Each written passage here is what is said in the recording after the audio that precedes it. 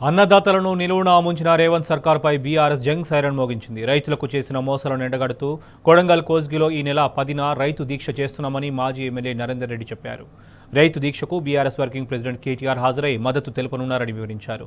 రైతు దీక్షకు కొడంగల్ నియోజకవర్గంలోని 8 మండలాల నుంచి రైతులు, పార్టీ కార్యకర్తలు పెద్ద ఎత్తున వచ్చి కార్యక్రమానికి విజయవంతం చేయాలని నరేందర్ రెడ్డి విజ్ఞప్తి చేశారు.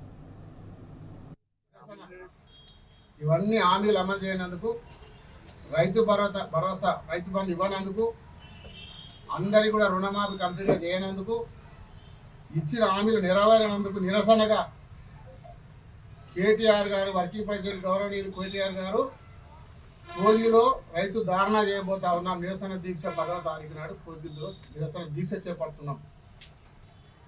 రైతు బంధు చేసే వరకు, ఈ రుణమాఫీ చేసే వరకు ఇవన్నీ ఇచ్చిన హామీలను అమలు చేయాలి.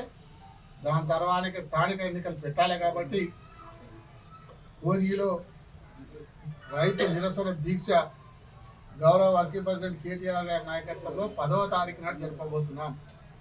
దీనికి అందరూ కూడా పెద్ద ఎత్తున గ్రామాల్లో ఉన్న రైతులు, ప్రజలు, రైతులు, మహిళలు అందరూ కూడా తరలి వచ్చి నిరసన చెప్పాలి ప్రభుత్వానికి.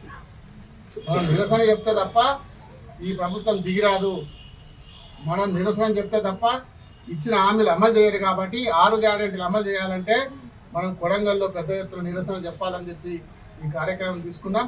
రైతు బంధు మీద, రుణమాఫీ మీద, అదేవిధంగా ఈరోజు ఇందిరమ్మ భరోసా మీద, ఇందిరమ్మ ఇండ్ల మీద, 4000 పెన్షన్ల మీద, 6000 పెన్షన్ మీద, అక్క చెల్లెలకి ఇస్తాన 2500 పెన్షన్, ఇవన్నీ అమలు చేయాలని చెప్పి ఈ యొక్క రైతు ప్రజల నిరసన దీక్ష కోజిలో చేపడుతున్నామని చెప్పి తెలియజేసుకుంటాం.